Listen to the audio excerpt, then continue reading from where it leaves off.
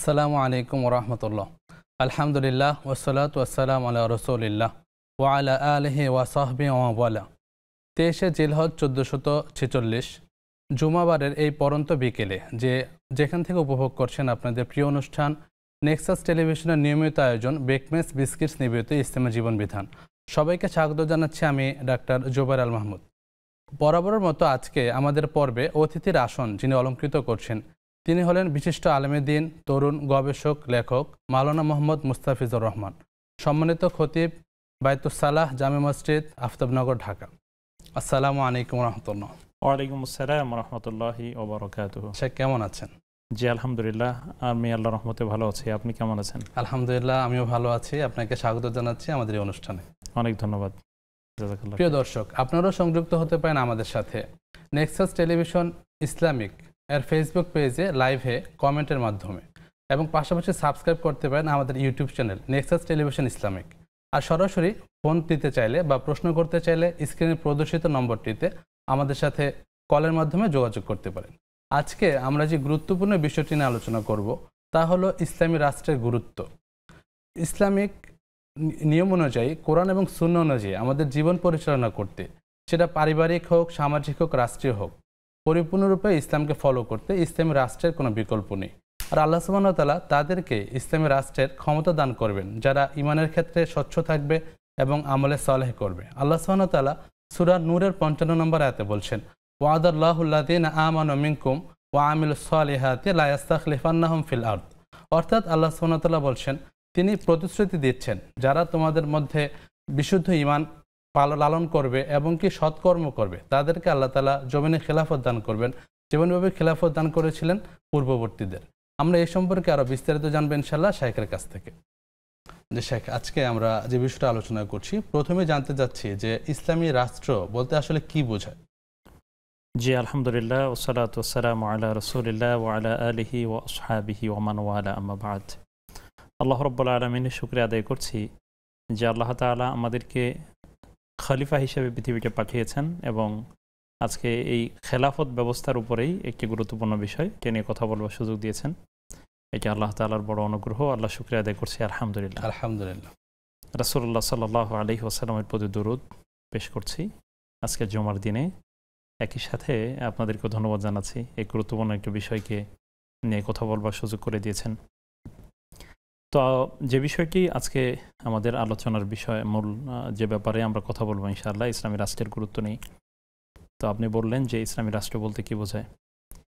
আসলে আধুনিক রাষ্ট্র ব্যবস্থা, আমরা জানি যে আধুনিক কালে যে পৌরনীতি বা এই পৌরভিত্তিক যে রাষ্ট্র ব্যবস্থা প্রতিষ্ঠিত হয়েছে, এর আগে রাষ্ট্র ব্যবস্থার এমন ধারণা ছিল না। জি।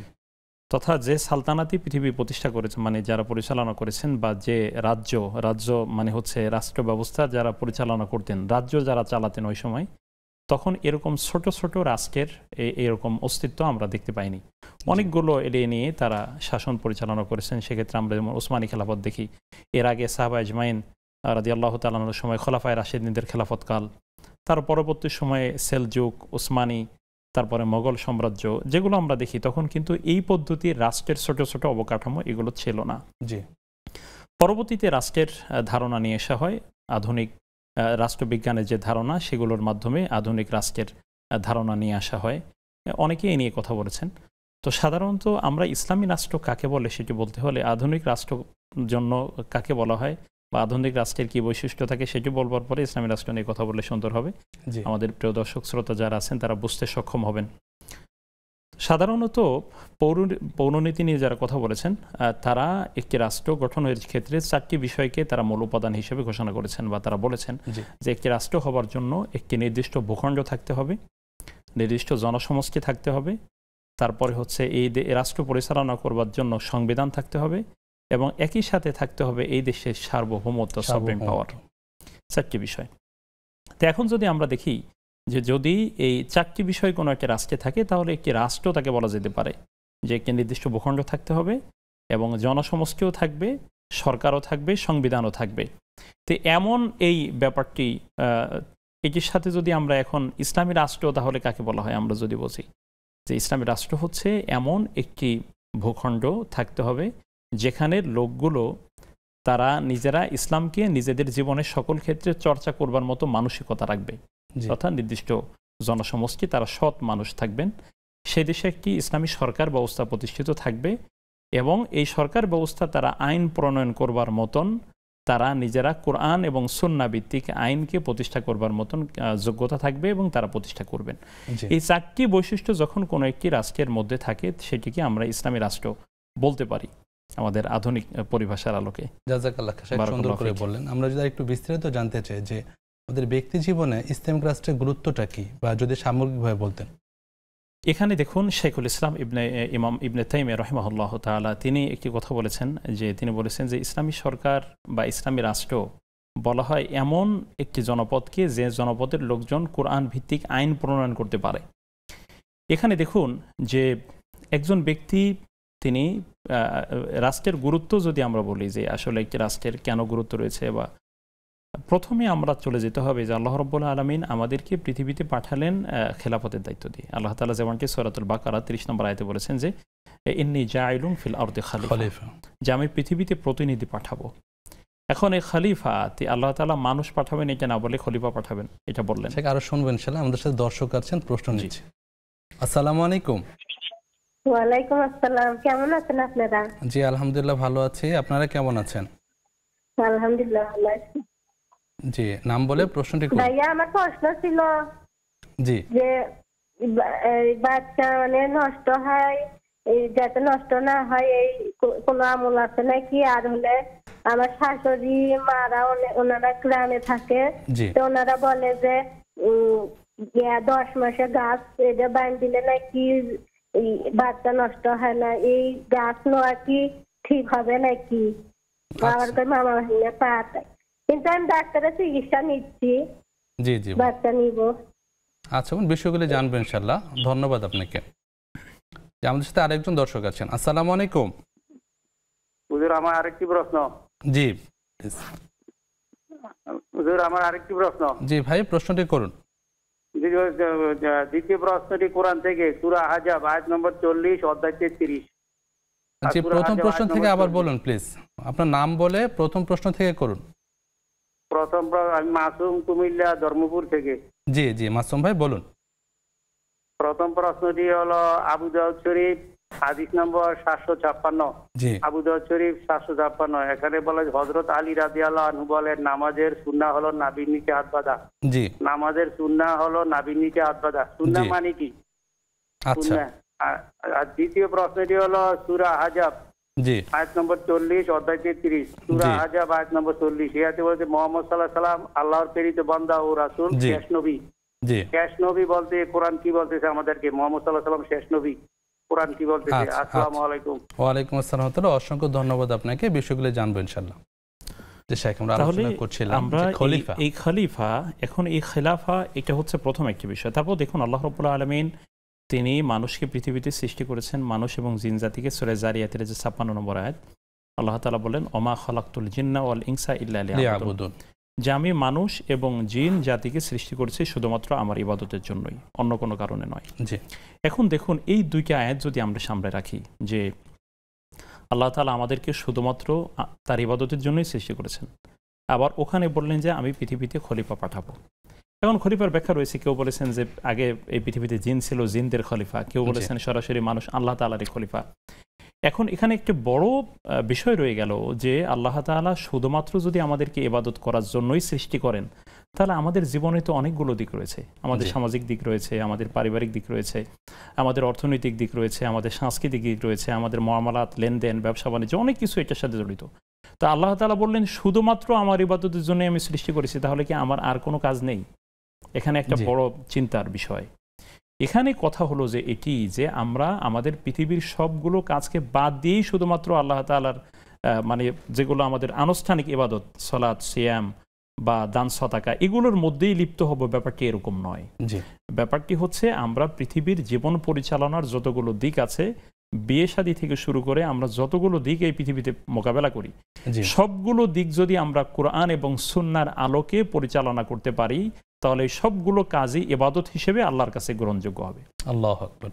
ইবাদতের সওয়াব, এটা হলো মূল বিষয়। এখন দেখুন আমরা এটি হয় যে আমরা জীবনের সকল ক্ষেত্রে কোরআন এবং সুন্নাহর নীতি অবলম্বন করব, তাহলে আমরা এখন রাষ্ট্রের তো বিভিন্ন ক্ষেত্রে আমরা পরিস্থিতিতে সম্মুখীন হই এবং আমাদের সমাজের অনেকগুলো বিষয় রাষ্ট্রের সাথে জড়িত, আমাদের ব্যক্তি জীবনের অনেকগুলো ব্যাপার রাষ্ট্রের সাথে জড়িত। এখন দেখুন যে আমরা যদি গোটা পরিবেশটা বা গোটা এনভায়রনমেন্ট বা গোটা সমাজ ব্যবস্থা বা রাষ্ট্র ব্যবস্থা যেটা বলি, এটি যদি ইসলামী রাষ্ট্র ব্যবস্থার অধীনে না হয় বা ইসলামী রাষ্ট্র ব্যবস্থা না হয়, তাহলে আমরা আসলে ব্যক্তিগতভাবে কাজ করেও কিন্তু আসলে পরিপূর্ণভাবে ইসলামের কাজ কিন্তু করতে পারি না, সম্ভব হবে না। তো আপনি ভালো থাকবার চেষ্টা করছেন, ধরুন আপনি খুব সৎ মানুষ, কিন্তু আপনি এমন একটা পরিবেশে চাকরি করেন যেখানে আপনার প্রায় সকলেই অসৎ। এখন এই লোকদেরকে হয়তো আপনাকে আমাকে ভালো বানাতে হবে, আর নচেত আমাকে তাদের মতো হয়ে যেতে হবে। কিন্তু এখানে যদি ইসলামী আইন তাদের উপরে কার্যকর থাকতো বা ইসলামী সরকার প্রতিষ্ঠা থাকতো, তাহলে কিন্তু ইচ্ছা করলেই সকলে এই লাগামহীন আচরণ করতে পারতেন না। আমরা এই জন্য খেয়াল করব যে আল্লাহ তাআলা আমাদেরকে শুধুমাত্র তার ইবাদতের জন্যই সৃষ্টি করেছেন, আর একটি ইসলামিক পরিবেশ ছাড়া আসলে আল্লাহর ইবাদতের মধ্যে টিকে থাকা সহজ ব্যাপার নয়। যদিও অনেক সময় ব্যক্তি চেষ্টা করে কিছুটা সফল হতে পারেন, কিন্তু আলটিমেট সামগ্রিকভাবে তার পক্ষে সফল হওয়া সম্ভব হচ্ছে না। সুতরাং বোঝা যাচ্ছে ইসলামী সরকার ব্যবস্থা থাকা এটি কিন্তু আল্লাহ তাআলা আমাদেরকে সৃষ্টি করেছেন, এটির একটা অন্যতম দাবি। আচ্ছা, দ্বিতীয় বিষয় দেখুন, যেখানে আল্লাহ রাব্বুল আলামিন রাসূল মাকবুল সাল্লাল্লাহু আলাইহি ওয়াসাল্লাম তাকে পাঠালেন। আচ্ছা, তাকে পাঠালেন দায়ী হিসেবে, সতর্ককারী হিসেবে, সুসংবাদদাতা হিসেবে, ভয় প্রদর্শনকারী হিসেবে। তো আল্লাহ রাব্বুল আলামিন রাসূলুল্লাহ সাল্লাল্লাহু আলাইহি ওয়াসাল্লামকে যতগুলো কারণে পাঠিয়েছেন, এর মধ্যে তিনি অনেকগুলো কথাই বলেছেন। কোরআনের বহু স্থানে মৌলিক 4টি কাজ দিয়ে পাঠিয়েছেন, যে তাদেরকে কিতাব শিক্ষা দিবেন, তাদেরকে হিকমত শিক্ষা দিবেন, পরিশুদ্ধ করবেন, এরকম কথা আছে বেশ কয়েকটি সূরায় মধ্যে রয়েছে, যেমন সূরা জুমার 2 নম্বর আয়াতে আছে। কিন্তু এখানে রাসূলুল্লাহ সাল্লাল্লাহু আলাইহি ওয়াসাল্লামকে পাঠানোর ক্ষেত্রে অনেকগুলো বক্তব্যের মধ্যে একটি বক্তব্য কিন্তু আছে কোরআনের 3টি জায়গায়, যেমনটি বলা হয়েছে সূরা তাওবায়, একই কথায় সূরা ফাতহে, একই কথা বলা হয়েছে সূরা সফের 9 নম্বর আয়াত। এই 3টি আয়াতেরই মূল কথা হচ্ছে তিনি হচ্ছেন সেই আল্লাহ হুয়াল্লাযী আরসালা রাসূলাহু বিল হুদা ওয়া দীনিল হাক্কি লিইযহিরাহু আলা দ্বীনি কুল্লিহি ওয়ালাউ কারিহাল মুশরিকুন আছে, ওয়ালাউ কারিহাল কাফিরুন আছে, যে তিনি হচ্ছেন সেই আল্লাহ, তিনি সেই আল্লাহ যিনি তার রাসূলকে পাঠিয়েছেন মানে হচ্ছে সত্য দিন দিয়ে এবং হেদায়েত দিয়ে। হেদায়েতের অনেক ব্যাখ্যা আছে, সত্য দিনের ব্যাখ্যা হয়েছে। তো এখন আকিদাতুস সালেহ আছে, আমলে সালেহ আছে, কোরআন আছে, ইসলাম আছে, অনেকগুলো ব্যাখ্যা এটার আছে। কেন আল্লাহ পাঠালেন? আল্লাহ তাআলা বললেন লিউযহিরাহু আলা দ্বীনি কুল্লিহি, যে আল্লাহ তাআলা তিনি বললেন যে আমি আল্লাহ যেন সমস্ত ব্যবস্থার উপরে ইসলামকে যেন বিজয়ী করে দিতে পারেন। এই কাজটা নবীর না, নবীর কাজ হলো ফিল্ড তৈরি করা, কিন্তু বিজয় দিবেন কিন্তু আল্লাহ সুবহানাহু ওয়া তাআলা। এখানে আরো শুনবেন ইনশাআল্লাহ, দর্শককে সংযুক্ত করছি। আসসালামু আলাইকুম। জি, ওয়ালাইকুম আসসালাম। জি, নাম বলে প্রশ্নটি করুন। জি, আমি নীলা বলছিলাম পাবনা থেকে। হুজুর, আমাকে কি শুনতে পাচ্ছেন? আমার ঠান্ডা লেগে গলা বসে গেছে। জি শুনতে পাচ্ছি, প্লিজ বোন প্রশ্নটি করুন। জি, আমি 2টা প্রশ্ন করতে চাচ্ছিলাম। জি, ফার্স্ট প্রশ্ন হচ্ছে যে সালাতুত দুহা, হ্যাঁ, চাষতে ইশরাক, এইগুলো এই 3টা কি একই সালাত কিনা? আর এই দুহার নামাজটা আদায় করলে আল্লাহ তাআলা কি পুরস্কার দেন, এই বিষয়ে একটু হুজুর বলবেন? জি জি ইনশাআল্লাহ আমরা জানবো ইনশাআল্লাহ। প্রশ্ন হচ্ছে, জি বোন শুনছি। নম্বর প্রশ্ন হচ্ছে হুজুর, এই যে নফল নামাজ পড়ে শেষ সিজদায় সুবহানা রাব্বিয়াল আলা বলার পরে ওখানে কি আমি বাংলায় মোনাজাত করতে পারবো? আচ্ছা বোন, বিষয়গুলো জানবেন ইনশাআল্লাহ। অসংখ্য ধন্যবাদ আপনাকে। প্রিয় দর্শক, আপনারা উপভোগ করছেন বেকমেস বিস্কিটস নিবেদিত ইসলামী জীবন বিধান। সময় হলো একটি বিরতিতে যাবার, ফিরছি কিছুক্ষণ পর, আমাদের সাথেই থাকুন।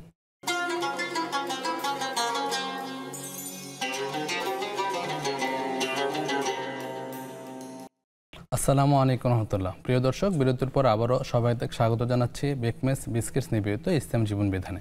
আমাদের সাথে আজকে অতিথি হিসেবে আছেন মাওলানা মোহাম্মদ মুস্তাফিজুর রহমান। শেখ, আমরা বিরতির আগে আলোচনা করছিলাম যে ইসলাম রাষ্ট্রের গুরুত্ব সম্পর্কে।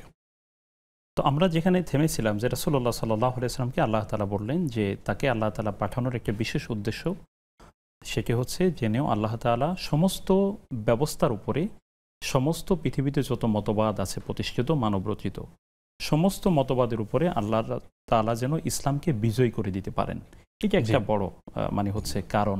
তাহলে বোঝা যাচ্ছে যে ইসলাম বিজয়ী হওয়া মানে তো হচ্ছে যে ইসলাম অন্য ব্যবস্থাপনাগুলো ইসলামের অধীনে থাকা। অন্য ব্যবস্থাপনাগুলো ইসলাম ধ্বংস করে দিতে চায় না। অন্য ব্যবস্থাপনাগুলো ইসলামের আদর্শ দেখে দেখে তারাও কিন্তু একসময় ইসলামের দিকে ধাবিত হবে, এটা আল্লাহ তাআলার টার্গেট। তো এখানে আমরা দেখতে পাচ্ছি যে ইসলামী সরকার ব্যবস্থা বা ইসলামের রাষ্ট্র ব্যবস্থা না থাকলে আসলে এখানে আল্লাহ তাআলা যে উদ্দেশ্য রাসূল সাল্লাল্লাহু আলাইহি ওয়াসাল্লামকে পাঠানোর সেটাও কিন্তু সফল করা কঠিন হয়ে পড়ে বা সম্ভব না, এরকম হয়ে পড়ে। সুতরাং এই জন্য ইসলামী রাষ্ট্র ব্যবস্থার মাধ্যমে একজন মানুষ যেভাবে যতটা আল্লাহর অনুগত থাকতে পারে অন্য সিস্টেমে মানে এভাবে অনুগত থাকা আসলে সম্ভবপর হয় না। আরেকটি বসে বলি, শেষ করছি।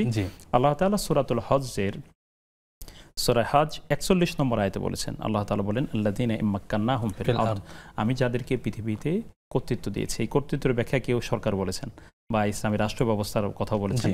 যাদেরকে আমি রাষ্ট্র দিয়েছি, রাষ্ট্র ব্যবস্থাপনা দিয়েছি, তাদের কাজ হচ্ছে মৌলিক চারটি। তারা সালাত কায়েম করবে, আকামুস সালাহ ওয়া আতাউজ যাকাত, এবং যাকাত আদায় করবে, ও আমারু বিল মারুফ ওয়া নাহাউ আনিল মুনকার, সৎ কাজের আদেশ করবে, অসৎ কাজ থেকে নিষেধ করবে। সুতরাং বোঝা যাচ্ছে যে ইসলামী রাষ্ট্র যদি প্রতিষ্ঠা না হয়, সরকার না হয়, তাহলে এই কাজগুলো কিভাবে করবে? কোরআনের এই দাবিও বাস্তবায়ন করা যাচ্ছে না। সুতরাং এই জন্য আমরা ইসলামী আইন তথা কোরআনের আইন বাস্তবায়ন যদি করতে হয়, কোরআনের যে বিধানগুলো আছে এগুলো যদি বাস্তবায়ন করতে হয়, তাহলে ইসলামী সরকার ব্যবস্থা প্রতিষ্ঠা করা ছাড়া আসলে সম্ভব না। এই জন্য মুসলিম হিসেবে আমাদের প্রত্যেকেরই উচিত সাধ্য মতন রাসূল সাল্লাল্লাহু আলাইহি ওয়াসাল্লামের অনুসৃত পদ্ধতিতে, নিজেদের মতন না, রাসূল সাল্লাল্লাহু আলাইহি ওয়াসাল্লামের অনুসৃত পদ্ধতিতে ইসলামী সরকার ব্যবস্থা বা ইসলামী রাষ্ট্র ব্যবস্থা প্রতিষ্ঠা করবার জন্য চেষ্টা করা, এটা আমাদের প্রত্যেকেরই দায়িত্ব। আল্লাহ সুবহানাহু আমাদের তৌফিক দান করুন। খুব সুন্দর করে আলোচনা করছিলেন। শাইখ, আমরা প্রশ্ন তুলে যাচ্ছি। জি, ইনশাআল্লাহ। আমাদের বোন প্রশ্ন করেছেন যে বাচ্চা নষ্ট না হওয়ার কোনো আমল আছে কিনা? এক্ষেত্রে দুইটি বিষয়। একটি বিষয় হচ্ছে আল্লাহ তাআলা সাহায্য চাইতে হবে, এবং আমি মনে করি যে রাসূল সাল্লাল্লাহু আলাইহি ওয়াসাল্লামের যে সুন্নাহ আমলগুলো আছে, সকাল সন্ধ্যার যে আমলগুলো আছে, যে তথা এই সূরা ফাতিহার পরে আমরা এই ফরজ সালাতের পরে আয়াতুল কুরসি, তারপরে হচ্ছে সূরা ফালাক নাসের আমলগুলো 3 বার করে বলা, এইগুলো তার জীবনের সাথে মিলিয়ে নিতে হবে। কুল হুয়াল্লাহু আহাদ, কুল আউযু বিরাব্বিল ফালাক, নাস 3 বার করে পড়ার অভ্যাসটা জারি রাখতে হবে। একই সাথে তিনি রুকাইয়ার আমল করতে পারেন। সেক্ষেত্রে উনি এক গ্লাস পানির মধ্যে তিনি সূরা ফাতিহা একবার, আয়াতুল কুরসি একবার, তারপরে হচ্ছে সূরা ইউনুসের ৮১-৮২ নম্বর আয়াত, এবং কুল হুয়াল্লাহু আহাদ, কুল আউযু বিরাব্বিল ফালাক, কুল আউযু বিরাব্বিন নাস ৩ বার করে, তারপরে হচ্ছে দুরূদ পড়ে এই পানি তিনি খেতে পারেন। আবার কেউ কেউ একই সাথে অনেকে যেটি করে সেটা হচ্ছে মরিয়াম ফুল বেঁধে রাখে, বা সেগুলো তিনি অন্য প্রক্রিয়াগুলো যেগুলো শরীরের সাথে লেগে থাকে এমন শিকড় ব্যবহার করার কোনো অসুবিধা নেই, যেটা শরীরের মধ্যে ওইটার উপাদান যায়, এমন ক্ষেত্রে কোনো অসুবিধা নেই। কিন্তু যদি কোনো শরীরের মধ্যে উপাদান না যায়, এমনি নিছক কোনো একটা তাবিজ তোমার বা কোনো একটা কিছু ঝুলে রাখা, এটি বৈধ হবে না। ঔষধ হিসেবে সেটি করতে পারে, বা উনি অন্যান্য পদ্ধতি, চিকিৎসা পদ্ধতি, সেগুলো তিনি অবলম্বন করবেন। আল্লাহ সুবহানাহু ওয়া তাআলা ওনার মনের প্রত্যাশা আকাঙ্ক্ষাকে পূরণ করুন বৈধ পন্থায়। আল্লাহ তাআলা ওনার মনের মানে যে আগ্রহ আকুতি আল্লাহ যেন কবুল করেন, এই দোয়া করছি। আল্লাহুম্মা আমিন। শেখ, পরের প্রশ্নে যাচ্ছে। আপনি অলরেডি দ্বিতীয় প্রশ্নের উত্তর দিয়ে দিয়েছেন যে 10 মাসে যে সমাজে যে প্রচলনটা আছে পেটে গাছ বাঁধা, ওটা যাবে না যদি আপনার এটা তাবিজ তুমার টাইপের হয়ে থাকে।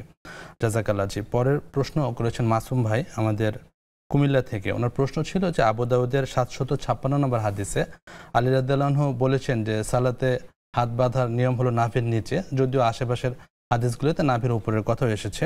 তো তিনি জানতে চেয়েছেন যে উনি বলেছেন এটা সুন্নাহ, এখানে সুন্নাহ শব্দটার অর্থ কি বোঝানো হয়েছে? এখানে একটি হচ্ছে সুন্নাহ শব্দটি যদি আমরা একদম সামগ্রিক অর্থ ধরি, সুন্নাহ অর্থ হলো নিয়ম বা পদ্ধতি। জি, তবে সুন্নাহ একটি শরীয়তের পরিভাষা। সুন্নাহ একটি শরীয়তের পরিভাষা। কখনো কোরআনে সুন্নাতুল্লাহ বলা হয়েছে, আল্লাহ তাআলা সুন্নাহ। আবার সুন্নাহ মৌলিকভাবে এটি নিয়ম কানুন হিসেবে ব্যবহার হয়। ইসলামী শরীয়তে সুন্নাহ বলতে বোঝায় হচ্ছে এটি একটি ইসলামী পরিভাষা, যেটি রাসূলুল্লাহ সাল্লাল্লাহু আলাইহি ওয়াসাল্লাম যেটি তার নিজের কাজের মাধ্যমে অথবা তার জীবনের বিভিন্ন ক্ষেত্রে তিনি নিজে করে অথবা নিজে দেখিয়ে তিনি বুঝিয়ে দিয়েছেন যে এভাবেই কাজটি করতে হবে। প্র্যাকটিক্যাল কোনো একটা কাজ যেটা রাসূল সাল্লাল্লাহু আলাইহি ওয়াসাল্লাম তিনি নিজে করেই দেখিয়ে গিয়েছেন, এটি হচ্ছে মূলত সুন্নাহ।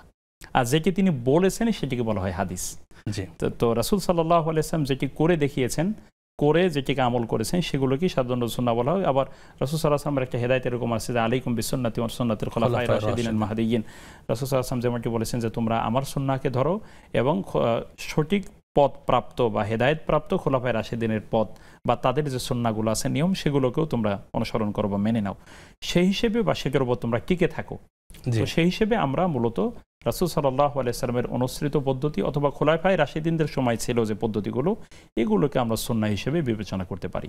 জি, জাযাকাল্লাহ শেখ। পরের প্রশ্ন ছিল সূরা আহজাবের 40 নম্বর আয়াতে আল্লাহ সুবহানাহু ওয়া তাআলা যেখানে উল্লেখ করেছেন মা কানা মুহাম্মাদুন আবা আহাদিম মির রিজালিকুম ওয়ালাকিন রাসূলুল্লাহ ওয়া খাতামান নাবিয়্যিন। তো এই আয়াত এখানে খাতামুন নাবিয়িন বা সর্বশেষ নবী বলতে কি বোঝানো হয়েছে ভাইয়া জানতে চেয়েছেন।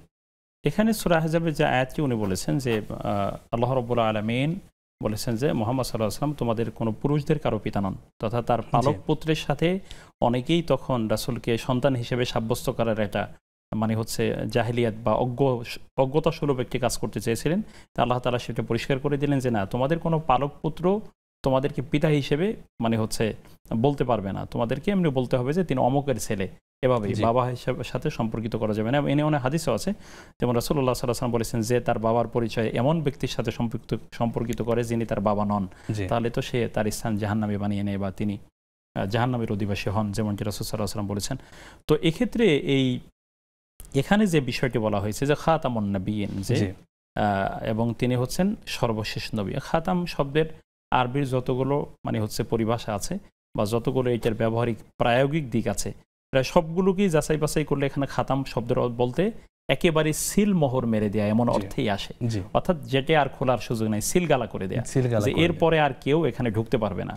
এর মাধ্যমে মূলত আল্লাহ সুবহানাহু ওয়া তাআলা তিনি বলে দিলেন যে মুহাম্মদ সাল্লাল্লাহু আলাইহি সাল্লাম হচ্ছেন সর্বশেষ নবী, তারপরে আর কোনো নবী আসবে না। এটির মাধ্যমে মুহাম্মদ সাল্লাল্লাহু আলাইহি সাল্লামের মাধ্যমে নবুয়তের দরজা কিয়ামত পর্যন্ত বন্ধ হয়ে গিয়েছে, এখানে সেটি উদ্দেশ্য। আল্লাহ তাআলা আমাদেরকে উপলব্ধি করবার তৌফিক দান করুন। একটা প্রাসঙ্গিক একটা প্রশ্ন করছে, সেটা হলো যে আমরা সবাই জানি ঈসা আলাইহিস সালাম আসবেন, তো উনি কি নবী হিসেবে আসবেন নাকি রাসূল সাল্লাল্লাহু আলাইহি ওয়াসাল্লামের অনুসারী হিসেবে আসবেন? না, ঈসা আলাইহিস সালাতু ওয়াস সালামের যে অবতারণা হবে, তিনি পৃথিবীতে যে অবতরণ করবেন আল্লাহ তাআলার নির্দেশ ক্রমে, সেটি তিনি আর নবী হিসেবে আসবেন না। আচ্ছা, নবী নবুয়তের দরজায় ইতোমধ্যেই বন্ধ হয়ে গেছে। রাসূল সাল্লাল্লাহু আলাইহি ওয়াসাল্লামের এ নিয়ে বহু কথা আছে, অনেকগুলো কথা আছে, এবং তিনি বলেছেন যে আমি শেষ নবী, আমার পরে আর কোনো নবী নেই, এবং এ নিয়ে অনেকগুলো কথা আছে। তো সেই জন্য তারপরে হচ্ছে নবুয়তের আমি হচ্ছে সর্বশেষ ইট, আমার মাধ্যমে বিল্ডিংটি পূর্ণ করে দেওয়া হয়েছে, অনেকগুলো কথা আছে। তো এক্ষেত্রে ঈসা আলাইহিস সালাতু ওয়াস সালামের অবতারণটা পৃথিবীতে হবে মুহাম্মদ সাল্লাল্লাহু আলাইহি সাল্লামের উম্মাহ হিসেবে, তার উম্মত হিসেবে আসবেন। জাযাকাল্লাহ খান। আমরা প্রশ্ন নিচ্ছি। আসসালামু আলাইকুম। ওয়ালাইকুম আসসালাম। জি বোন, নাম বলে প্রশ্নটি করুন। জি, আমি সুমাইয়া বলছি, ঢাকার খিলগাঁও থেকে। জি বোন।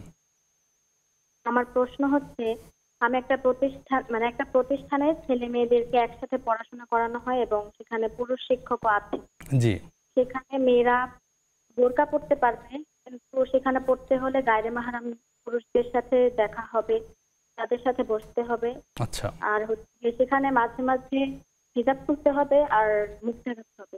তো সেখানে পড়াশোনার ক্ষেত্রে কি ইসলাম সমর্থন করে কিনা? আচ্ছা বোন, বিষয়টি ইনশাআল্লাহ জানবো শাইখের কাছ থেকে। জি, আসসালামু আলাইকুম। ওয়ালাইকুম আসসালাম ওয়া রাহমাতুল্লাহ। আমাদের সাথে আরেকজন আছেন। আসসালামু আলাইকুম। ওয়ালাইকুম আসসালাম। জি, নাম বলে প্রশ্নটি করুন। আমার নাম সাবিত, আমি মেহেরপুর থেকে বলছি। জি ভাই বলুন। আমার প্রশ্নটা হচ্ছে, ছেলেরা কি লাল জামা এবং মেয়েরা কি হলুদ জামা পরতে পারবে? আচ্ছা ভাইয়া, বিষয়টি জানবো ইনশাআল্লাহ শাইখের কাছ থেকে। অসংখ্য ধন্যবাদ আপনাকে। শেখ, আমরা আলোচনা করছিলাম, পরের প্রশ্ন যাচ্ছি আমরা। আমাদের বোন নীলা প্রশ্ন করেছেন পাবনা থেকে। সালাতুদ দোহা, ইশাক বা চাশত বিভিন্ন নামে প্রচলিত আছে সালাতগুলি, তো কোন সালাতটা কখন আদায় করতে এবং ফজিলতগুলি কি কি যদি জানাতেন। এক্ষেত্রে সালাতুল ইশরাক যেটা, সেটি হচ্ছে সূর্যোদয়ের সালাত, তথা এক্ষেত্রে ফজরের সালাত আদায় করবার পরে স্বস্থানে বসে থেকে তাসবিহাত পড়তে থাকা বা রাসূল সাল্লাল্লাহু আলাইহি ওয়াসাল্লামের যে সুন্নাহ সমর্থিত দোয়াগুলো পড়তে থাকবেন। তারপরে ফজরের ফরজ সালাত শেষ হওয়ার পরে সূর্য যখন উদিত হবে, সূর্য ওঠার পরে আর কি, সূর্য ওঠার সময় নয়, সূর্য পরিপূর্ণভাবে উদিত হওয়ার পরে 15-20 মিনিট বা তার 15-20 মিনিট পরে যখন কমপ্লিট উঠে যায়, তখন সে সালাত আদায় করবে 2 রাকাত বা তার 4 রাকাত, সে তার মতো করে, তবে 2 রাকাতের কথা আছে, উল্লেখ আছে। তো এক্ষেত্রে এটা সালাতুল ইশরাক বলা হয়। তো এটি কোনো ব্যক্তি যদি আদায় করেন, তিনি একটি কবুল হজ এবং ওমরা সওয়াব পান। আল্লাহু আকবার। এবং এটা একটা ফজিলতের বিষয়। তো এটি হচ্ছে সালাতুল ইশরাক বা সূর্যোদয়ের সালাত। তারপরে যেটা বলেছেন যে সালাতুদ দোহা বা চাশত, এটা নিয়ে কেউ বলেছেন দোহাটা চাশতের সালাতই, চাশত এবং দোহা একই বলেছেন, যে সূর্য যখন একটু উত্তাপ হয়, সূর্য তথা এই 10টা-11টার দিকে যখন একটু তাপ বাড়ে, তখন দিনের আলো একদম সুস্পষ্টভাবে আমাদের সামনে ধরা দেয়, সূর্যের আলো একটু প্রকট আকারে ছড়িয়ে পড়ে, এমন সময় সালাত আদায় করা। তো এক্ষেত্রে এটি সালাতুদ দোহা বলা যেতে পারে এটিকে, তো রাসূলুল্লাহ সাল্লাল্লাহু আলাইহি ওয়াসাল্লাম এমন একজন সাহাবীকে তিনি বলেছিলেন যে তুমি এটি যদি পারো অন্তত পক্ষে জীবনে একবার হলেও আদায় করো। অনেকগুলো বক্তব্য আছে হাদিসে, জীবনে একবার হলেও আদায় করো, তার আগে অনেকগুলো কথা আছে। তো এইটা মূলত আল্লাহ রাব্বুল আলামিন আমাদের শরীরে যে অঙ্গ প্রত্যঙ্গগুলো দিয়েছেন, যে জোড়াগুলো দিয়েছেন, প্রায় 360 জোড়ার মতো আছে আমাদের শরীরে। এই সালাত যদি কোনো ব্যক্তি আদায় করেন তাহলে এই সবগুলো জোড়ার সাদাকা আদায় হয়ে যায়, সবগুলো জোড়ার হক আদায় হয়ে যায়। তো সেই জন্য মানে সবগুলো জোড়ার পক্ষ থেকে যে তাসবিহাত আল্লাহর জন্য পড়া দরকার এগুলো আদায় হয়ে যায়। তো এটি খুব ভালো, যদি আমরা কেউ আমল করার সুযোগ থাকে তাহলে করা উচিত। আল্লাহ সুবহানাহু ওয়া তাআলা তৌফিক দান করুন। জি, জাযাকাল্লাহ খাইরান শেখ। সময় হলো একটি বিরতিতে যাব। জি ইনশাআল্লাহ। প্রিয় দর্শক, আপনারা দেখছেন বেকমেস বিস্কিটস নিবেদিত ইসলামী জীবন বিধান। সময় হলো আরেকটি বিরতিতে যাবার, আমাদের সাথেই থাকুন।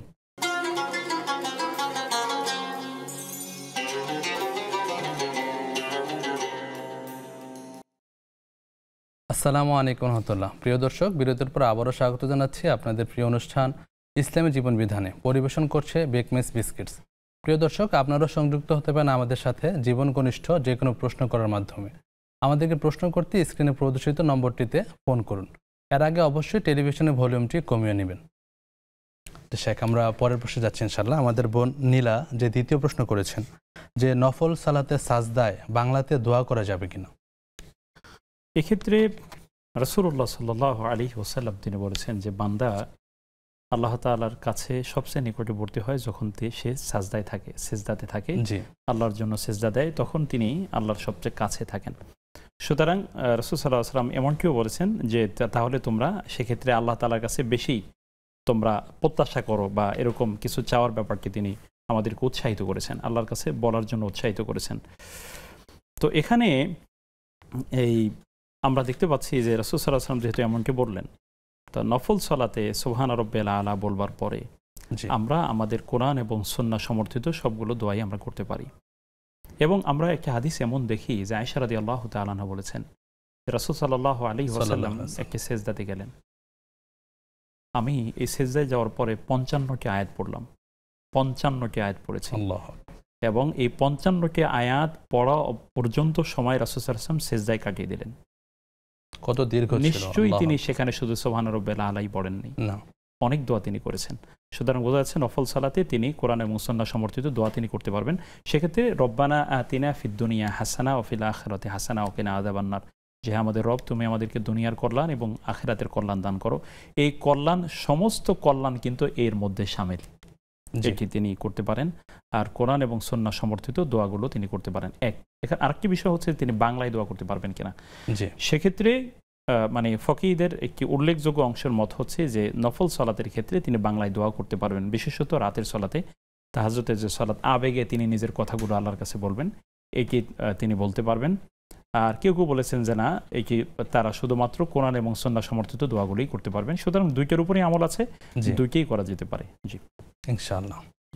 শেখ, পরের প্রশ্ন যাচ্ছে। আমাদের বোন সুমাইয়া খিলগাঁও থেকে প্রশ্ন করেছেন, তিনি এক প্রতিষ্ঠানের ভর্তি হওয়ার ব্যাপারে চিন্তা ভাবনা করছেন। ওইখানে ছেলে মেয়ে সম্মিলিতভাবে পড়াশোনা করে এবং ক্ষেত্রবিশেষ ওখানে হিজাব পালন করা কষ্টকর হবে। এক্ষেত্রে ওই বোন কি প্রতিষ্ঠানে কন্টিনিউ করতে পারবেন? এক্ষেত্রে কথা হলো যে যদি ওনার বিকল্প, তার যেহেতু এই মনোভাব তৈরি হয়েছে, এই বোনের জন্য দোয়া করি যে আল্লাহ তাআলা তাকে সঠিক পথে টিকিয়ে রাখুন। যেহেতু তার এই মনোভাব তৈরি হয়েছে, যে বিকল্প যদি পাওয়া যায় যেখানে আলাদা আলাদা মানে পুরুষ মহিলা বা ছাত্রছাত্রী ভিন্ন ভিন্ন পড়ার ব্যবস্থাপনা আছে, এমন প্রতিষ্ঠান পাওয়া গেলে এবং গুণগত মান এবং তার অবস্থানগত বিষয় সবকিছু মিলে যদি একটু কঠিনও হয়, কিন্তু তার যদি সুযোগ থাকে যে না সেখানে ভর্তি হয়ে তিনি পড়তে পারবেন, তাহলে সেই পথে অবলম্বন করা উচিত, তার উত্তম হবে। প্রথম বিষয়, কারণ উত্তম পাওয়া গেলে সেখানে তার চেয়ে কম, মানে একটু কম ভালো বা কম উত্তম এমন পথ অবলম্বন করা উচিত হবে না। দ্বিতীয় বিষয় হচ্ছে যদি বিকল্প নাই পাওয়া যায়, যে না আসলে বিকল্প নেই, এখানেই আমাকে থাকা লাগবে, নানান কারণে এটি একেবারে আবশ্যক হয়ে গিয়েছে, এই অবস্থায় তিনি যদি ওখানে থেকে তার নিজের মতো করে তিনি নিজকে সেভ করে ওখানে পড়তে পারেন যে না আমি আসলে এখানে আমার পক্ষে সম্ভব, কিন্তু যদি এমন অবস্থা হয় যে না আসলে ওখানে কোনোভাবেই নিজের অবস্থান ধরে রাখা সম্ভব না, তাহলে তো এটি উপেক্ষা করাই উচিত, এটি বাদ দেওয়া উচিত। তো স্বাভাবিক, কমন সেন্স এটা বলে। কিন্তু যদি উনি মনে করেন যে না এখানে থেকেও আমি টিকে থাকতে পারবো, এমন মনোভাব যদি তৈরি হয়, তাহলে উনি বিকল্প না পাওয়া গেলে সেক্ষেত্রে এই পথ তিনি অবলম্বন করতে পারবেন বা এখানে ভর্তি হতে পারবেন। জাযাকাল্লাহ খাইরান শেখ। আমাদের সাথে দর্শক আছেন, সংযুক্ত করছি। জি, আসসালামু আলাইকুম। আসসালামু আলাইকুম রাহমাতুল্লাহ। ওয়ালাইকুম আসসালাম ওয়া রাহমাতুল্লাহ। আসসালামু আলাইকুম। ওয়ালাইকুম আসসালাম ওয়া রাহমাতুল্লাহ। জি ভাই, হুজুর, আমার তিনটি প্রশ্ন আছে। প্রথম প্রশ্নটা হচ্ছে, একজন মৃত ব্যক্তির রুহের মাগফিরাতের জন্য আমাদের সাবেক সেক্রেটারি সাহেবের ছেলে আজ ইমাম সাহেবের কাছে দোয়া চাইলেন আজ সকালে, কিন্তু উনি শুধু সূরা ইয়াসিনটি পড়েই মুনাজাত করে দিলেন। তা আমার প্রশ্ন হচ্ছে, কোন মাইয়াতের জন্য, আমার মরহুম ব্যক্তির জন্য দোয়া করতে হলে সুন্নাহটা কি? আমার নবীজি কি দোয়া করে একজন মৃত ব্যক্তির জন্য দোয়া করতেন? এক নম্বর। দুই নম্বর প্রশ্ন হলো, আমি নামাজের প্রথম কাতারে আছি, চতুর্থ বিশিষ্ট নামাজে আমার 1 বা 2 রাকাত শেষে ওযু নষ্ট হয়ে গেল। আমার পিছনে তো শহরে তো পিছনে অনেক লোক থাকে, আমি ওই সময় কিভাবে বেরোবো? না বসে থাকবো? না ওযু তো নষ্ট হয়ে গেছে, তো নামাজ পড়া যাবে না, আমি তো বেরোতেও পারতেছি না, সেক্ষেত্রে আমি কি করতে পারি? বিষয়টা জানবেন। আর 3 নম্বর প্রশ্ন, ধারের টাকা দিয়ে কি উমরা করা যায় হুজুর? উমরা শব্দের অর্থটা বলেন, আর ধারের টাকা দিয়ে উমরা করা যায়? ধারের টাকা উমরা। আচ্ছা ভাই, বিষয়গুলো জানবেন ইনশাআল্লাহ তাআলা। অসংখ্য ধন্যবাদ আপনাকে। যে শেখ, আমরা পরের প্রশ্নে যাচ্ছি। আমরা আমাদের ভাই সাবিত মেহেরপুর থেকে প্রশ্ন করেছেন যে ছেলেরা কি লাল পোশাক আর মেয়েরা হলুদ পোশাক পরতে পারবে কিনা?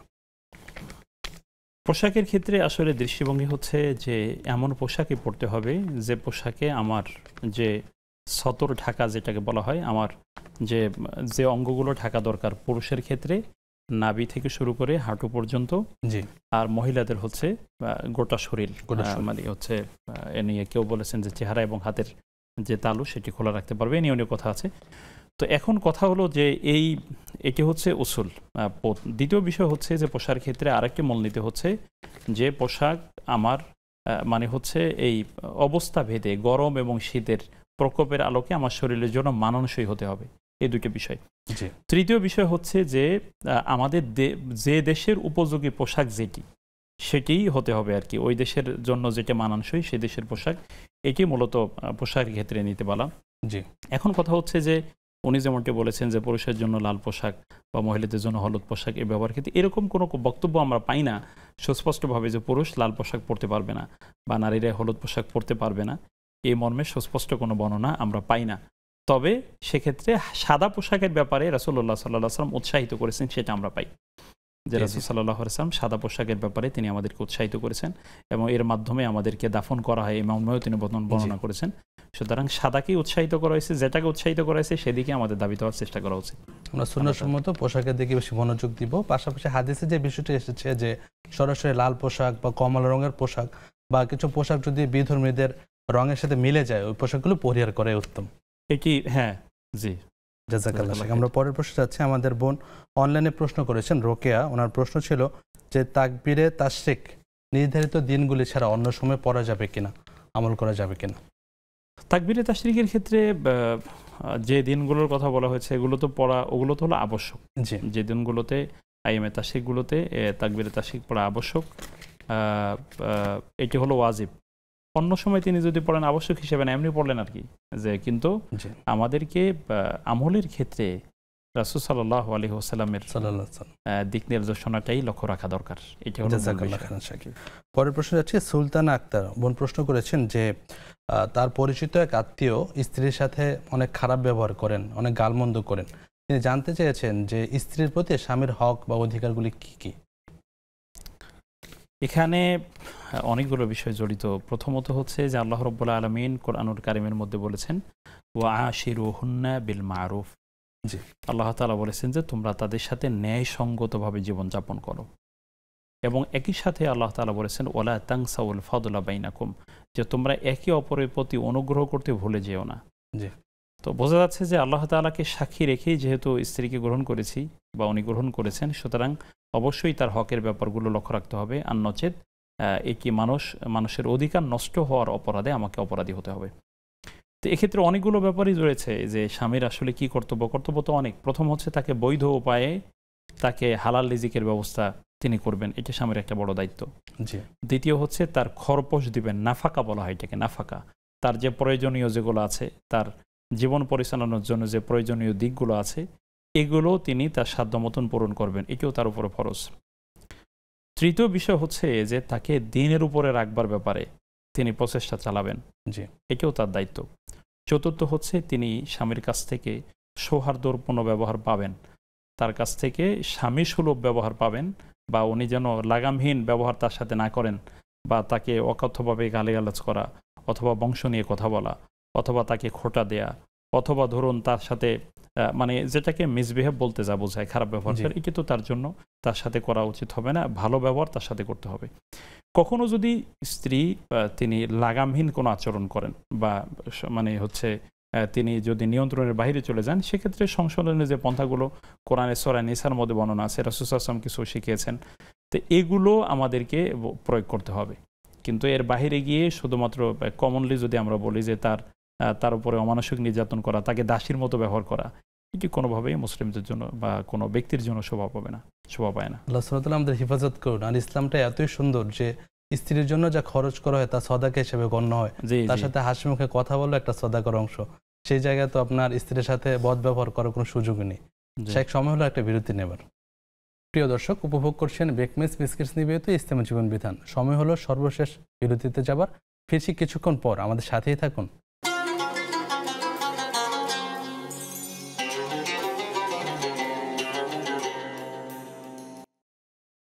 আসসালামু আলাইকুম রহমতুল্লাহ। প্রিয় দর্শক, বিরতির পর আবারও স্বাগত জানাচ্ছি আর সরাসরি সম্প্রচারিত অনুষ্ঠান বেকমেস বিস্কিটস নিবেদিত ইসলামী জীবন বিধানে।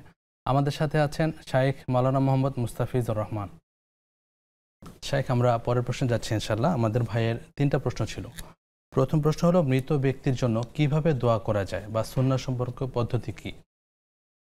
রাসূলুল্লাহ সাল্লাল্লাহু আলাইহি ওয়াসাল্লাম আমাদেরকে মৃত ব্যক্তির জন্য আলাদা একদম ঘটা করে কোনো দোয়া করার ব্যাপারটি তিনি ওইভাবে তিনি আমাদেরকে ওই মনের সুস্পষ্ট কোনো হেদায়েত তিনি আমাদের সামনে উপস্থাপন করেননি, বা আমরা জানি না তার থেকে যে কোনো একজন ব্যক্তি মৃত্যুবরণ করবার পরে তার জন্য আলাদা বড় ধরনের অনুষ্ঠান করে দোয়া করতে হবে। সেক্ষেত্রে প্রথম বিষয় হচ্ছে যে মৃত ব্যক্তির সন্তান যারা আছেন, যারা সন্তান, তাদের দোয়াটা বেশি কবুল হবে। সন্তানরা যদি হালাল পথে থেকে তারা 5 ওয়াক্ত সালাত পড়ে হালাল উপায়ে থেকে তারা যদি বাবার জন্য দোয়া করেন, এটাই হবে সর্বোত্তম দোয়া। আচ্ছা, দ্বিতীয় হচ্ছে যে ইমাম সাহেব বা অন্য কেউ যদি দোয়া করেন তার জন্য তিনি করতে পারেন, সেজন্য তিনি যে কোনো পদ্ধতিতেই সুন্নাহ পদ্ধতিতে দোয়া করতে পারেন। সেজন্য সেটি সালাতের পরে হতে পারে, অথবা তিনি রাতে সালাত পড়ে দোয়া করতে পারেন, অথবা যে কোনো সময় তিনি দোয়া করতে পারেন। দোয়া করতে হলেই যে আসলে আলাদা একটা অনুষ্ঠান করতে হবে, এই অনুষ্ঠান করতে হবে, এ কি জরুরি নয়, বরং যে কোনো পদ্ধতিতে যে কোনোভাবে মানুষকে উপকার করার মাধ্যমে তো দোয়া করা যায়। আমি তাকে উপকার করলাম আর আল্লাহর কাছে বললাম, আল্লাহ এই উপকারের ওসিলায় তুমি আমার মুরব্বীকে মাফ করে দাও, সেটাও তো করা যেতে পারে। এই জন্য এগুলো আমাদের আরো বিস্তৃত রাসূল সাল্লাল্লাহু আলাইহি ওয়াসাল্লামের আমল থেকে জেনে নেওয়া দরকার। আল্লাহ তাআলা তৌফিক দান করুন। আমিন, আল্লাহুম্মা আমিন। পরের প্রশ্ন যাচ্ছি। ভাইয়ের দ্বিতীয় প্রশ্ন ছিল যে তিনি সালাতের প্রথম কাতারে দাঁড়িয়েছেন, 2 রাকাত সালাত আদায়ের পর ওনার ওযু ছুটে গিয়েছে, এই ক্ষেত্রে তিনি কিভাবে বের হয়ে আসবেন? ওনার পিছনে তো অনেক মুসল্লি আছে। সেক্ষেত্রে সালাতের মধ্যে যদি কারো ওযু ভেঙে যায়, তাহলে তিনি বের হওয়ার সুযোগ থাকলে তিনি নাকে হাত দিয়ে তিনি বের হবেন। যেহেতু বের হওয়ার তার সুযোগ নেই, সুতরাং তিনি যেখানে সালাত আদায় করছেন সেখানে বসে থাকবেন। যদি অন্য মানুষের সালাতে ডিস্টার্ব হয় বা বের হওয়ার কোনো ওয়েই না থাকে, পথে না থাকে, যেমনটা আমাদের দেশের মসজিদগুলোতে দেখা যায়, তাহলে তিনি সেখানে বসে থাকবেন। সালাত শেষ হওয়ার পরে পরবর্তীতে তিনি ওযু করে পুনরায় সালাতটা আদায় করে নেবেন। এটি সুন্দর পদ্ধতি। জাযাকাল্লাহ। আমি একটু যোগ করতে যাচ্ছি, আমাদের সমাজে প্রচলন আছে যে আপনার সালাতের কাতারের সামনে দিয়ে হাঁটাচলা করা যায় না, কিন্তু জামাত চলাকালীন ইমামের সূত্রটাই মূলত আমাদের সূত্র হিসেবে থাকে। সেহেতু যদি প্রয়োজন বোধ করেন তিনি মুসল্লিদের সামনে দিয়েও যেতে পারবেন। হ্যাঁ, আমি মূলত এখানে কথাটা বলেছি যাওয়ার যদি সুযোগ থাকে, সুযোগ থাকলে সেক্ষেত্রে, যেমন ধরুন মানে কাতারগুলো আমাদের দেশে এমনভাবে দেয়া হয় যে কোনো মধ্যে মানে হচ্ছে অন্য অন্য দেশে তো একটু ফাঁকা থাকে বা যাওয়ার একটু সুযোগ থাকে, বা মাঝখানে এরকম আমাদের দেশে অনেক সময় এমন অবস্থা হয় যে একটুও যাওয়ার কোনো অবকাশ নেই। সেক্ষেত্রে এই কথাটি আমি প্রযোজ্য মনে করছি। যদি ওরকম সুযোগ থাকে তাহলে তো অবশ্যই ইমামের সূত্রাই মুসল্লিদের সূত্র, বের হওয়ার সুযোগ থাকলে তিনি নাকে হাত দিয়ে তারপরে বের হয়ে ওযু করে তিনি পুনরায় সালাত। পরের প্রশ্ন যাচ্ছে। ভাইয়ের পরবর্তী প্রশ্ন ছিল যে ধারের টাকা দিয়ে বা ঋণের টাকা দিয়ে কি উমরা করতে পারবেন কিনা, আর উমরা শব্দের অর্থ কি? উমরা শব্দের অর্থ হচ্ছে মূলত জিয়ারা মানে সাক্ষাৎ করা। উমরা বলতে সাধারণত বোঝায় যে সাক্ষাৎ করা বা কোনো একটা স্থানকে দর্শন করা। ঠিক আছে, তো এক্ষেত্রে আমরা উনি যেটা বলছেন যে মূল প্রশ্ন যেটি যে মানে হচ্ছে ধারের টাকা দিয়ে তিনি উমরা করতে পারবেন কিনা। এখন ব্যাপার হলো যে ধার এটি কেমন ধার? ধার তো নিতে হয় মানুষের মৌলিক প্রয়োজনকে কেন্দ্র করে, আর জিয়ারাতাও বা উমরা এটা তো কোনো ফরজ বিষয় না, এটা হচ্ছে সুন্নাহ, বা এটাকে আরবরা ছোট হজ বলতেন বা ছোট হজ বলেন। সেক্ষেত্রে যদি এমন অবস্থা হয় যে না ধার করার পরে আবার টাকা আমি পরিশোধ করে দিব, কোনো অসুবিধা নেই, এবং যিনি দিবেন তারও কোনো আপত্তি নেই যে ঠিক আছে আপনি পরবর্তীতে আপনার যখন সামর্থ্য হয় আমাকে দিয়ে দিন বা নির্দিষ্ট সময় পরে দিয়ে দিন, সেক্ষেত্রে তিনি শখ বশবর্তী হয়ে সুন্নাহ এটা আমল করতে পারেন, কোনো অসুবিধা নেই। কিন্তু এমনটি যেন না হয় যে ধারের টাকা নেওয়ার পরে পরবর্তীতে ধারের টাকা ঠিক মতো না দিয়ে উনি উমরা করে আসছেন, এমনটি করা ঠিক হবে না। বরং ধারটাকে গুরুত্ব দিয়েই, তারপরে ঋণটাকে গুরুত্ব দিয়েই তারপরে তিনি অন্য কাজগুলো করবেন। জি, জাযাকাল্লাহ খায়ের শেখ। পরবর্তী প্রশ্ন যাচ্ছে, আমাদের বোন আফিয়া দিল সিদ্দিকা অনলাইন থেকে প্রশ্ন করেছেন যে উনি জানেন যে আল্লাহর ইচ্ছা ছাড়া মানুষ এক পাও নাড়াতে পারে না, তো তিনি যখন কোরআন তিলাওয়াত করার ইচ্ছে করেন তখনও তিনি তিলাওয়াত করতে পারছেন, এ দ্বারা কি উনি বুঝতে পারেন যে আল্লাহ তাআলা তার উপর সন্তুষ্ট আছেন? ব্যাপারটি এরকম নয়। আসলে মানুষ আল্লাহ রাব্বুল আলামিনের ইচ্ছা ছাড়াই কোনো কিছুই হয় না, ইচ্ছা ছাড়া কোনো কিছু হয় না, সেটা সত্য। কিন্তু প্রত্যেক মানুষ তার নিজের ইচ্ছার জন্য তো দায়ী, এটা তো তিনি দায়ী থাকবেন, তার কাজের জন্য তিনি তো দায়ী থাকবেন, এটাই আহলুস সুন্নাত ওয়াল জামাতের আকীদা। তো সেজন্য উনি এটি মনে করবার কোনো কারণ নেই যে উনি আল্লাহ তাআলা ওনার উপরে নাখোশ হয়ে আছেন। ব্যাপার হলো উনাই প্রচেষ্টা চালাবেন, এবং আল্লাহ তাআলারও বক্তব্য নিয়ে আছে তোমরা আমল করতে থাকো, কারণ তোমাদের আমলগুলো আল্লাহ দেখবেন, রাসূল দেখবেন এবং মুমিনগণ দেখবেন। আবার রাসূল সাল্লাল্লাহু আলাইহি ওয়াসাল্লাম বলেছেন এই কথা যে তোমরা আমল করতে থাকো, তোমরা আমল করার জন্য আমাদেরকে বলা হয়েছে। সুতরাং সিদ্ধান্ত নিয়ে আমাদের কাজ করা দায়িত্ব। যদিও আমাদের মাথায় রাখতে হবে আমাদের আমলই আমাদেরকে জান্নাতে নেবে না যতক্ষণ না আল্লাহর রহমত এটার সাথে যোগ না হবে। সুতরাং আল্লাহর রহমতের মাধ্যমেই আমরা শুধু আল্লাহর কাছে মুক্তি পাওয়ার প্রত্যাশা করতে পারি। তো উনি যদি ওনার ইচ্ছাকে বলবৎ রেখে তারপরে উনি এটার উপর টিকে থাকবার চেষ্টা করেন, তারপরে বাস্তবসম্মত কারণে উনি পারছেন না, উনি সওয়াব ইনশাআল্লাহ পেয়ে যাবেন। উনি যদি পরিপূর্ণ খলুসিয়তের সাথে নিয়তের উপরে অটল থাকতে পারেন, কিন্তু কোনো কারণে এটি পূরণ করতে তিনি পারলেন না, আল্লাহ তাআলা নিয়তের কারণে তাকে সওয়াব দান করবেন ইনশাআল্লাহ। তবে তার চেষ্টার উপরে থাকা উচিত। জাযাকাল্লাহ। পরের প্রশ্ন ভাই আব্দুল্লাহ প্রশ্ন করেছেন যে আমরা জীবনের বিভিন্ন ক্ষেত্রে অনেকভাবে শয়তানের ওয়াসওয়াসার সম্মুখীন হই, মানে মন থেকে চায় না কিন্তু অনাকাঙ্ক্ষিতভাবে বিভিন্ন সময় বিভিন্ন পাপ হয়ে যায়, তো শয়তানের ওয়াসওয়াসা থেকে বাঁচার উপায়গুলি যদি একটু বলতেন। প্রথমে হলো যে তিনি শয়তানের ওয়াসওয়াসা থেকে বাঁচার সিদ্ধান্ত নেবেন। একটা হচ্ছে যদি আমরা বাঁচতে চাই আল্লাহ তাআলা বাঁচার ব্যবস্থা করে দিবেন, আমি আসলে বাঁচতে চাই কিনা, এটা হলো প্রথম ব্যাপার। দ্বিতীয় বিষয় হচ্ছে শয়তান আমাদেরকে কখনোই জোর করে অন্যায় কাজের দিকে নিতে পারে না, এই শক্তি শয়তানকে দেওয়া হয় নাই, যতক্ষণ না আমরা নিজে ইচ্ছা করে কোনো অন্যায়ের সাথে না জড়িয়ে পড়ব, এটাও আমাদের মাথায় রাখতে হবে। তৃতীয় বিষয় হচ্ছে যে আমরা যদি শয়তানের ওয়াসওয়াসা থেকে বাঁচতে চাই তাহলে রাসূলুল্লাহ সাল্লাল্লাহু আলাইহি ওয়াসাল্লামের সুন্নাহ অনুসরণ করার মাধ্যমেই কল্যাণ। প্রথম হচ্ছে 5 ওয়াক্ত সালাত, এটা ফরজ বিধান, এগুলো আমরা আদায় করব। ফরজ সালাতের পরে আয়াতুল কুরসি আমরা পড়ার অভ্যাস করব, এটি সুন্নাহ আমল, এটি করতে পারি। একই সাথে যে দোয়াগুলো রাসূল সকাল সন্ধ্যা পড়তে বলেছেন, আউযু বিকালিমাতিল্লাহি তাম্মাতি মিন শাররি মা খালাক, বা আউযু বিকা মিন হামাযাতিশ শায়াতিন ওয়া আউযু বিকা রাব্বি আইয়াহদুরুন, কোরআনের আয়াতগুলো, এই সমস্ত দোয়াগুলো, অথবা আউযু বিল্লাহি মিনাশ শাইতানির রাজিম, সহজ একটা দোয়া যেটা আমরা পড়ি যে আমি বিতাড়িত শয়তান থেকে আল্লাহর কাছে আশ্রয় প্রার্থনা করছি, এই দোয়াগুলো উনি চর্চা করতে পারেন। তবে উচিত হবে যে তার সকাল সন্ধ্যায় রাসূলুল্লাহ সাল্লাল্লাহু আলাইহি ওয়াসাল্লাম যে পঠিত অনুসৃত সুন্নাহ দোয়াগুলো তিনি পড়তে পারেন। জাযাকাল্লাহ শেখ। আমাদের বোন আমাদুল্লাহ প্রশ্ন করেছেন যে উনি স্বাভাবিকভাবে একটু রাগী মানুষ, রাগ ক্রোধ অল্পতেই পেয়ে বসে, তো তিনি রাগ বা ক্রোধ থেকে বাঁচার জন্য কি কি করবেন? রাগ ক্রোধ থাকা স্বাভাবিক মানুষের ভিতরে, বরং কখনো কখনো রাগ ক্রোধ থাকতে হয়। আপনি যদি অন্যায় থেকে বাঁচতে চান অথবা কোনো অন্যায়কে মোকাবেলা করতে চান, অন্যায় থেকে কাউকে বারণ করতে চান, তাহলে অনেক সময় শক্ত ভূমিকা নেওয়ার জন্য রাগের প্রয়োজন আছে, কিন্তু রাগের ব্যবহারও শিখতে হবে। ব্যবহার অর্থাৎ আমি রাগটাকে কোথায় প্রয়োগ করব। রাসূল সাল্লাল্লাহু আলাইহি ওয়াসাল্লাম বলেছেন তুমি রাগ করো না। এই রাগ করো না মানে এর নয় যে তোমার কখনো রাগ হবেই না, ব্যাপারটা এরকম না। তবে রাগ যেন নিয়ন্ত্রণের বাহিরে না যায়, এটা হলো মূল বিষয়। তো রাগ থেকে বাঁচার জন্য রাসূল সাল্লাল্লাহু আলাইহি ওয়াসাল্লাম যেটা বলেছেন সেটা হলো দাঁড়িয়ে থাকলে তাকে বসে পড়তে বলছেন, যে রাগ যদি আসে তুমি দাঁড়িয়ে থাকলে বসে পড়ো, আবার বসে যদি রাগ না কন্ট্রোলে আসে তাহলে শুয়ে পড়ো। আবার ওযু করার ক্ষেত্রে বলেছেন, রাসূল সাল্লাল্লাহু আলাইহি ওয়াসাল্লাম বলেছেন যদি রাগ চলে আসে তাহলে ওযু করে নাও, ওযুর আমল রয়েছে। বড় বিষয় হচ্ছে যে আমি আমার নিজকে কন্ট্রোল করতে পারা, মানে ইন্নামা সবরু ইনদা সদমাতিল উলা। রাসূল সাল্লাল্লাহু আলাইহি ওয়াসাল্লাম যেমনটি বলেছেন যে ধৈর্য হলো প্রথম ধাক্কায়, মানে হচ্ছে নিজকে কন্ট্রোল করতে পারা, প্রথম ধাক্কায় ধৈর্য ধরা, এটা একটা মানে সবচেয়ে বড় সবর।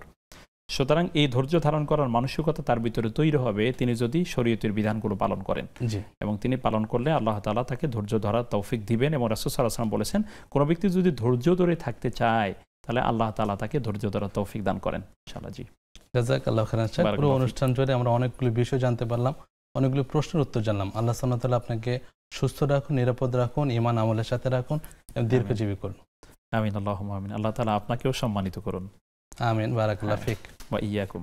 প্রিয় দর্শক, দেখতে দেখতে আমরা একেবারে অনুষ্ঠানের শেষ পর্যায়ে চলে আসলাম। আমরা হচ্ছে গুরুত্বপূর্ণ বিষয় নিয়ে আলোচনা করলাম, তা ছিল ইসলামী রাষ্ট্রের গুরুত্ব। আমরা সবসময় ইব্রাহিম আলাইহিস সালামের মতো করে আমাদের রাষ্ট্রে যাতে শান্তি শৃঙ্খলা বজায় থাকে, এই জন্য এই দোয়াটা বেশি বেশি করে করবো, রব্বি জাল হাদাল বালাদা আমিনা, হে আমার রব, আমাদের এই রাষ্ট্রকে আপনি নিরাপদ রাখুন, শান্তিপূর্ণ রাখুন। আল্লাহ সুবহানাহু ওয়া তাআলা আমাদের সবাইকে তৌফিক দান করুন। পরবর্তী অনুষ্ঠানের আমন্ত্রণ জানিয়ে এখানে শেষ করছি। সুবহানাকা আল্লাহুম্মা বিহামদিক, আশহাদু আল্লা ইলাহা ইল্লা আনতা, আস্তাগফিরুকা ওয়া আতুবু ইলাইক। আসসালামু আলাইকুম ওয়া রাহমাতুল্লাহি ওয়া বারাকাতুহু।